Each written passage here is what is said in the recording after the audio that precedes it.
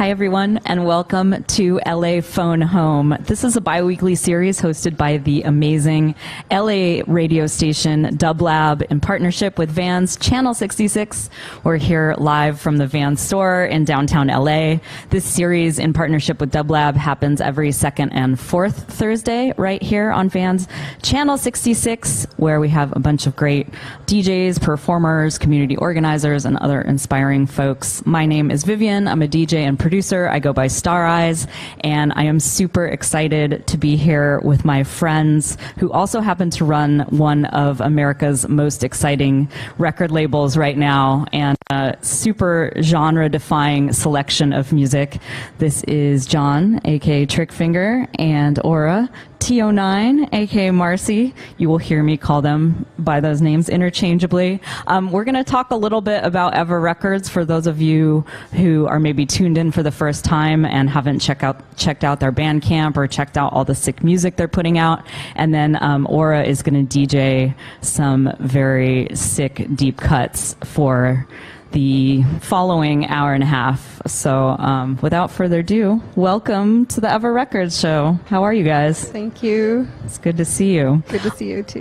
So as like a fan of the label and somebody who plays your tunes, I definitely was wondering a little bit about when the label started and what were the kind of conversations that you guys were having kind of while you were baking this idea of doing a record label in your mind. Well, I guess the idea started about 2 years ago, and Marcy's been such a big part of the rave scene here in LA, has been such a big part of her life, and those have been my friends also for the last 12, 13 years or so. So we're just in this world, and we just felt like we had the ability to start a label and have a place where we wouldn't have to worry about how the industry's set up and how what kind of genres people are trendy with people right now or anything, and put out music by people that we liked who don't let genre or trends influence what they do, but who draw different aspects from different types of musics that they feel that make them want to say something themselves. I think it was also about like we were discussing like the temporalness of the rave scene and the rave community, and also like having a place for John's electronic music to kind of have a community centered around that was less temporal than just parties themselves. Also because John is more of like, as far as the electronic music side of your work, it's more stuff that he does at home. It's not as much performance based. So this was a way to have community for that, and have it kind of have take a physical form. Like I and also like when you work with labels like Planet Muse / Timesig put out recent record by me, but you have to fit into their schedules. Like having your own label is a way that you can just put something out whenever you want, rather than like 2 years after you made the music or whatever. Yeah, I love this thing that you said about creating community too, because I think when you're a music fan and you kind of fall in love with a certain label, you're falling in love with like a whole world that label has created. Like it's almost like characters in a comic book or something, where you're falling in love with the aesthetic, and the kind of the apex point of all of the music that's coming out on that label just like appeals to your sort of vibration, if you will. Yeah. I was kind of wondering about some of, there's definitely every kind of electronic genre in the mix in Ever Records, but I was wondering about the Venn diagram of you guys and kind of some of your like influences, either musically or just like aesthetically or spiritually. Like what are some things that are in the Venn diagram of your things that you like or things that you tap into? Yeah, I feel like for me, musically, the Venn diagram is like pretty big, and so I think, I guess overlapping John and I. Yeah. So, there's a lot of stuff. We've shown each other so much different electronic music throughout the years as friends, and from John coming to my shows and things like that.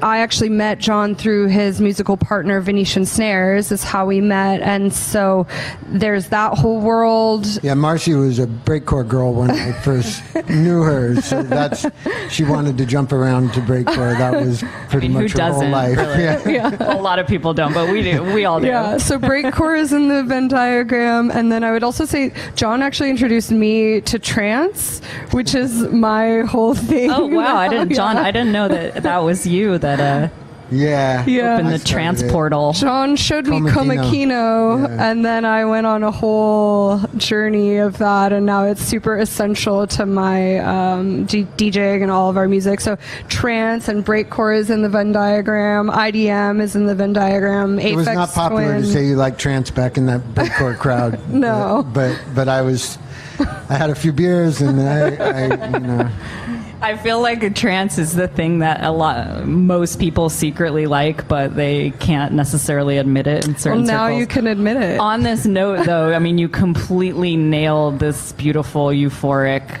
90s trance sound on your Ever Records release with Booty. I was listening to it in the car, and it was like really helping me navigate this traffic. But I can't believe that that's something that is so new to you, because that record, like, you obviously grasped the feeling of it. So new, well, sort of more like 10 or 12 years new, but newish still. Definitely not something I was listening to in high school. I was listening to drum and bass, and I had someone had given me an Aphex Twin Drux CD, but it didn't have the writing on it, and I didn't know what it was, so I was just listening to that every day of 11th grade, not knowing what it was. But that's definitely But we're both really into jungle and stuff from the 90s, and we both like electro a lot. We both like... I showed John Burial Footwork, which he fell in love with. Yeah. Marcy used to always send me music of different things, so there would be certain things that I'd like gravitate towards, because she sent way more music than anybody could ever listen to in one lifetime.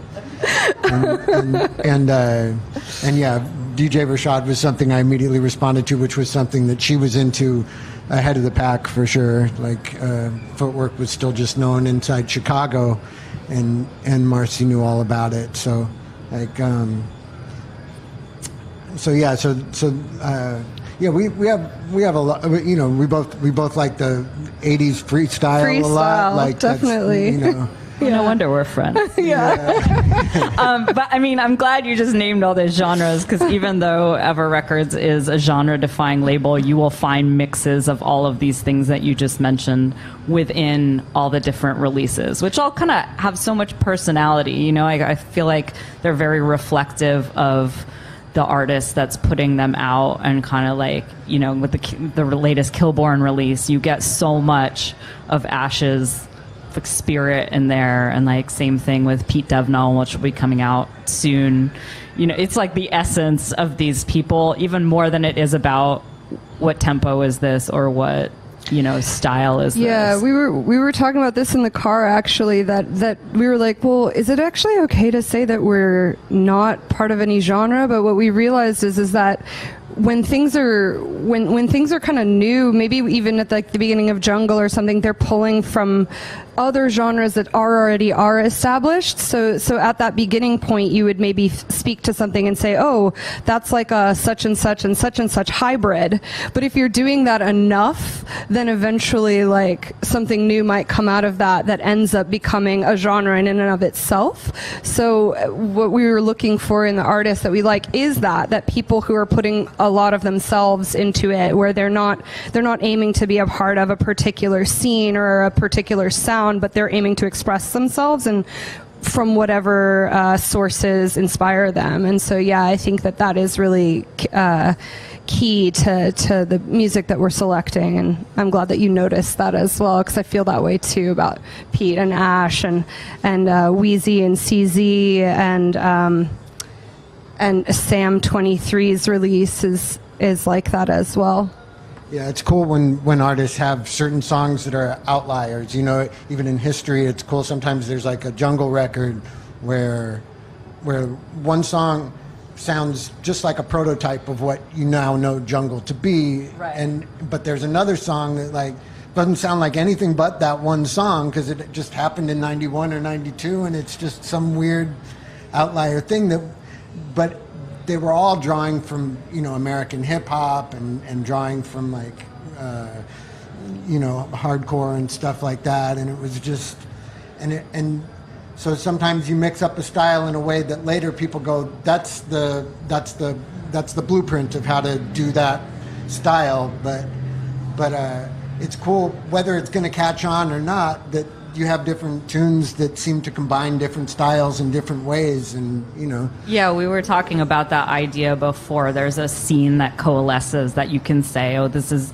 this scene, and they wear these clothes, and the music sounds like this. That point right beforehand where people are experimenting and nobody's really come and slapped a label on it and done the article about the scene, where like that's the best part of every scene before anyone really knows what it is. Yeah, it's great. It's just a thing that we like in music and art in general, for people to be drawing from whatever helps them to say whatever it is that they've got to say. Because in the end, what really matters is the character and the soul of the person making the music. I've never heard any two musicians sound alike in any genre, but the more people try to sound like each other, the less I'm interested in that. I'm interested more in people who sound like themselves and are drawing from different musical styles that turn them on in a way that gives them the opportunity to say what they want to say. You know? On that note, John, I wanted to ask you about your project Speed Dealer Moms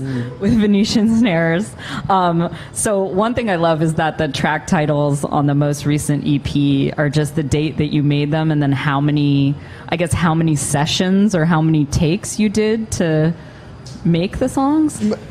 It's been written that it's sort of like we've always named them different. You know, I think at our first session, Aaron was naming the tracks, and he was naming them like March 6, 1879, and he was naming like he was just doing random dates from all throughout history. You know, so that was how we started, and then and at whatever session, whichever one of us was doing the final recording part of it all. It was our job to name the file, so we just name it whatever we thought. At that particular session, we did two. Well, okay, it's from 3 sessions, but like the April ones were because it was April, and we did 2 tracks during that session. So I called the first song April 1, and I called the second song April 2, and then they had a number in back of it, which was just what take we had gotten it on. So it's the month, but it's not the date.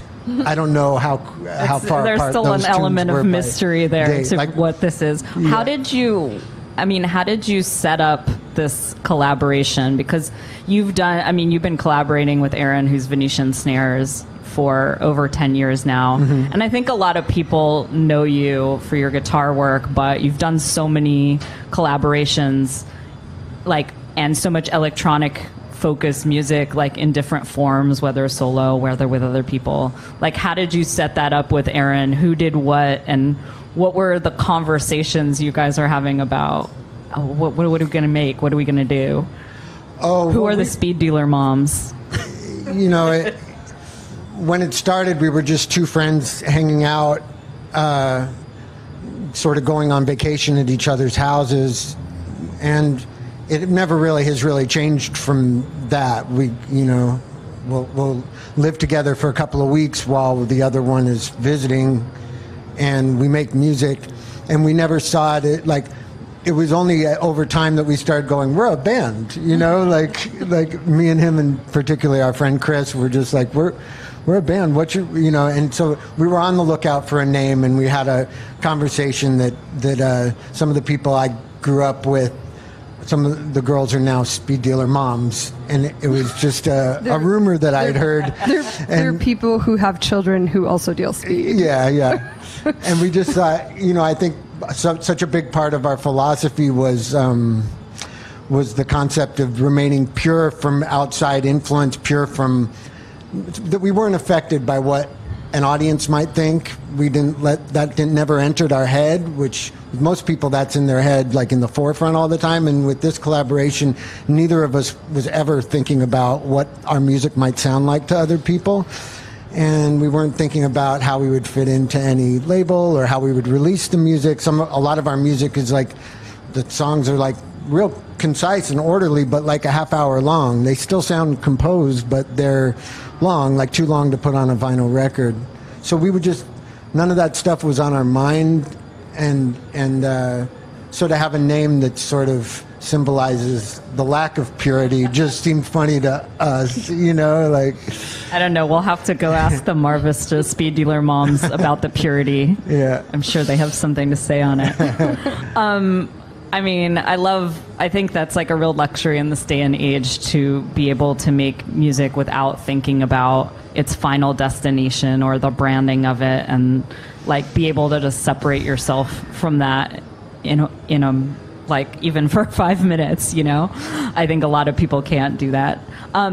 Marcy, you mentioned before about CZ and Wheezy, and we were talking about Kilborn and some of the other people on the label.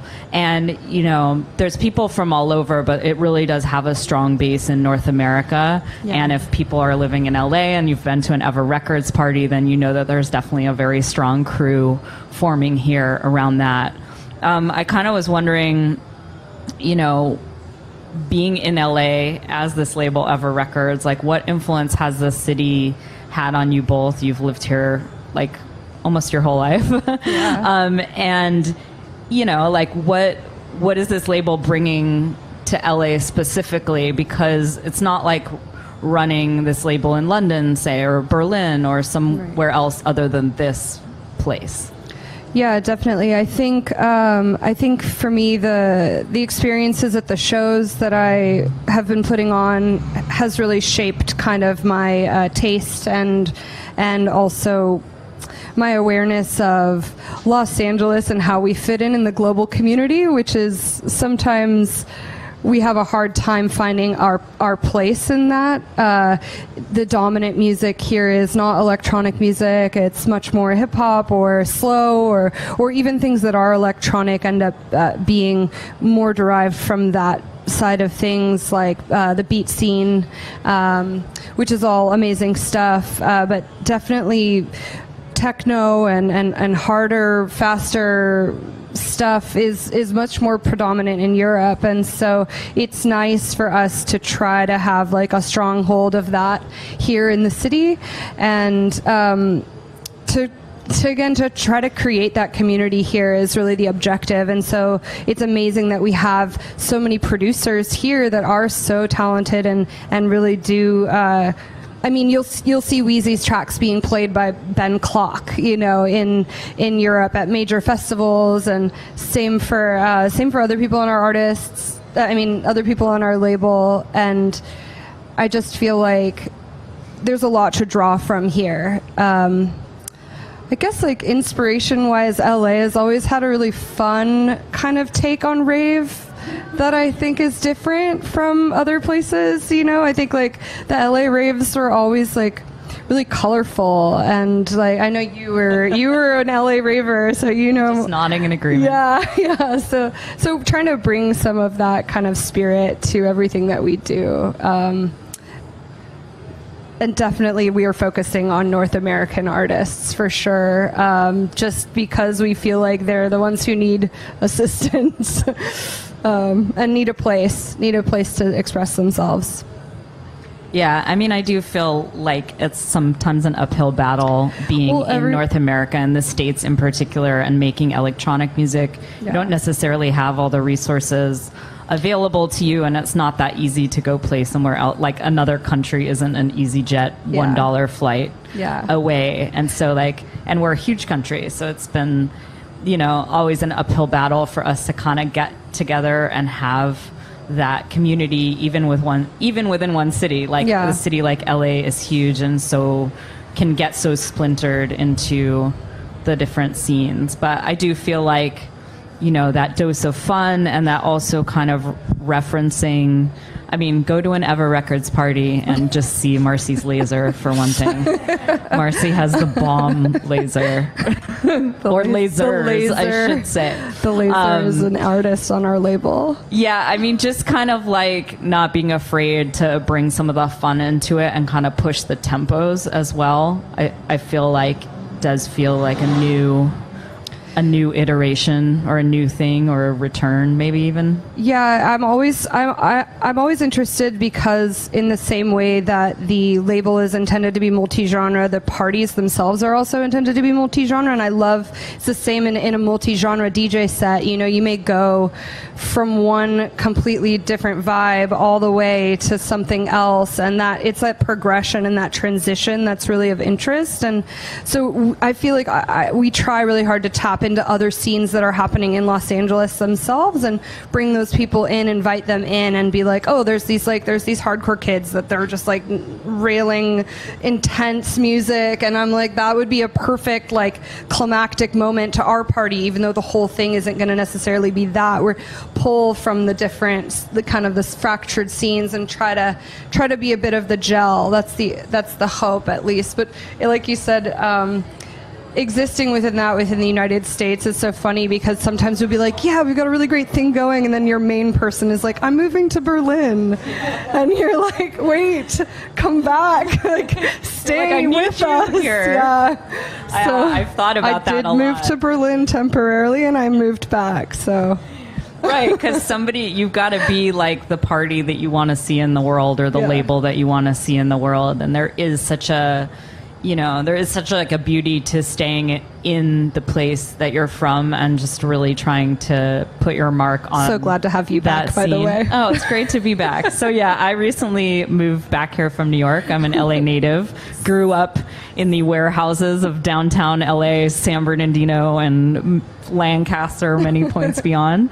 But yeah, one of my like concerns of moving back here was like, where do I find my people, and where do I find this particular energy? And what you're saying about, pulling DJs and performers from different scenes and artists from all these different scenes and tempos, it really feels to me like when you walk through a 5-room rave and you're like, okay, I need to go to this room now and get like the trance energy or whatever, and then I need to go to like the breakcore room and just, headbang or whatever. And that feeling of the time when all the parties were all together and there wasn't so much like you were experiencing all of that music. Like, I really feel like it's about tapping into the energy more so or the feeling of some kind of music, more tapping so into than the spirit rather than the particular sound. Yeah, follow the spirit. We always talk about that. Before we get into your DJ set, I definitely want to talk about the aesthetics of Ever Records, and also let people know about this crazy app that you have. Maybe first of all, just tell people about the app and like where they can get it and what they can do with it. Yeah, so we were just one of the things I guess we missed in our Venn diagram discussion was just like our artistic Venn diagram. And for me in particular, I've always been really interested in like the intersection with technology and art. And so when we decided to do our covers, and John always has like, whenever we've listened to records together, he's always like showing me the cover, and he's really interested in like the look and the feel and how the visual elements relate to the music. And so we wanted to do something special with the visuals for our label. And I have a friend, Mookie, who did this art project. She made these postcards that were activated by this app, and I had them on our fridge, and anytime anyone would come over, we would just like, I would show them this crazy thing would come out of your phone just from looking at her piece of art. And so we worked together with her to build a similar thing for our label. So essentially what it is it's an augmented reality app that you can get on the App Store, and I think it's also now, I just got an email that it's available on Android and Google phones as well. But essentially, it's like a QR code, but without having to have the visual of the QR code. It could be any image or any graphic. So you can actually scan the cover of all of the records. Sometimes there's something hidden secret on the label of the vinyl as well. All of our stickers have these like augmented reality experiences that happen when you download the app and you scan them, and it's pretty fun to play with. Yeah, so you hold your phone up to it, and there's extra artwork that's there that you can't see until you hold your phone up to it. And there's also music on there, like on the Speed Dealer Moms one. There's a loop of like 30 seconds that's the beginning of a take that we didn't release of one of the tunes that had a weird beginning that wasn't anywhere else. So yeah, when Snoop Dogg does it, you get messages from him. That was the only person we knew of who had used it. I think he does it on like a Hennessy bottle or something, and then the bottle like talks to you. Yeah, so you can put secret messages to your fans or whatever, but in our case, we have little musical tidbits and moving art that's triggered by the phone seeing the record. Yeah,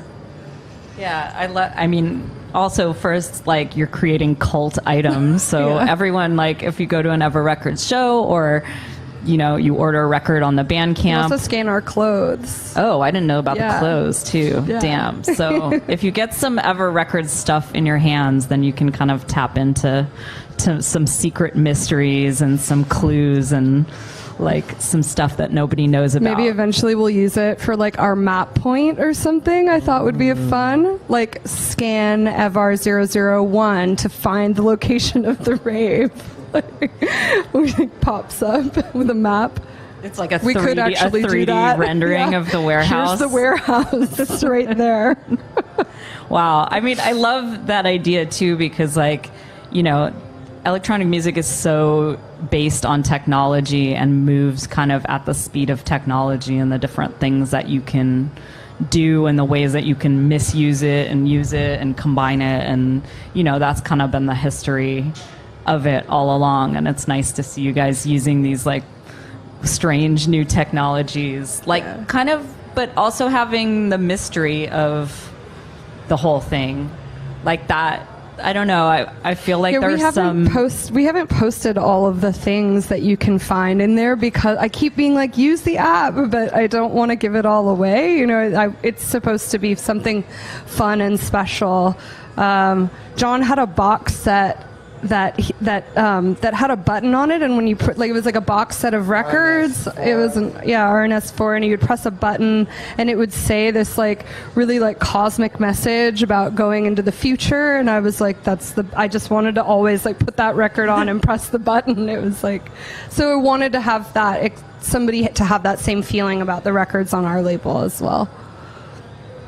I know that in one of our discussions, Chaos Magic was mentioned, which is cool because that's actually an inspiration behind my label as well. That's why it's called Chaos Clan, in part. And also because raves are chaos and music is chaos.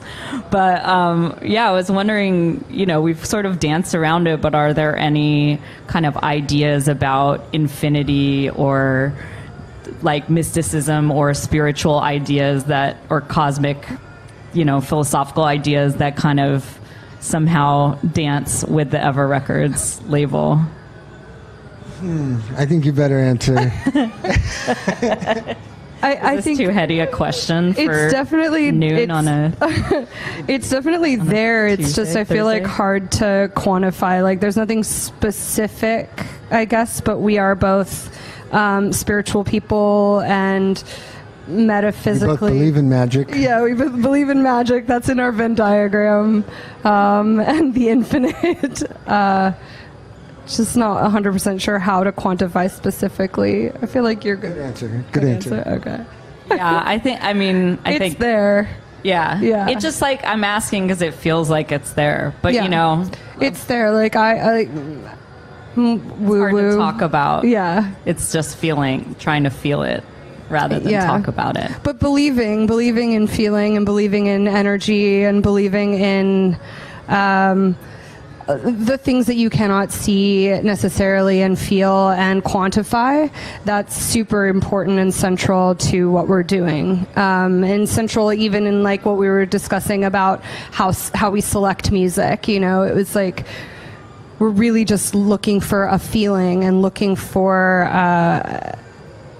tapping into something that's like beyond what's right there in front of you, which is the same kind of idea for the genre-less kind of thing. Yeah, and believing in things that you can't see, like, to me it seems essential to feeling music and making music, because music is invisible, so we think of it as a normal thing because it's so readily available that anybody can make music now in any number of ways. But the reason music carries so much magic with it is that we're really playing games with the invisible, and there's no real logical reason why that's possible for human beings to do that or anything like that. The whole fact that that's an option for us is really, nobody knows where music comes from. Nobody knows like why the laws of the universe somehow all combined to make it possible for music to have this effect on our emotions, for it to be possible for us to organize sound in the way that you do. So the whole thing is very much magic, and we remember that all the time. We don't take it for granted. Music to us isn't just something that appears on our phone or something. It's something that we really... the same magic feeling that I had when I was a little kid playing my first records for the first time, and wow, this whole universe comes out of the speakers when I put this record on. Like, how did that happen? Like, I never heard a sound like that on the sidewalk or on the street. You know what I mean? Like, how did they put those sounds together? So, yeah, that feeling's never left me. It's just as magical when I put on a record today. You know. Yeah. And there's also definitely something of that inherent in throwing events, because you're essentially like borrowing the energy of all of the people who come, and then with that energy that everybody brings to it individually, you're kind of like wizarding an collective experience that everybody gets to share in, but everyone is also a participant in and providing that. So like that's a little wizardry magic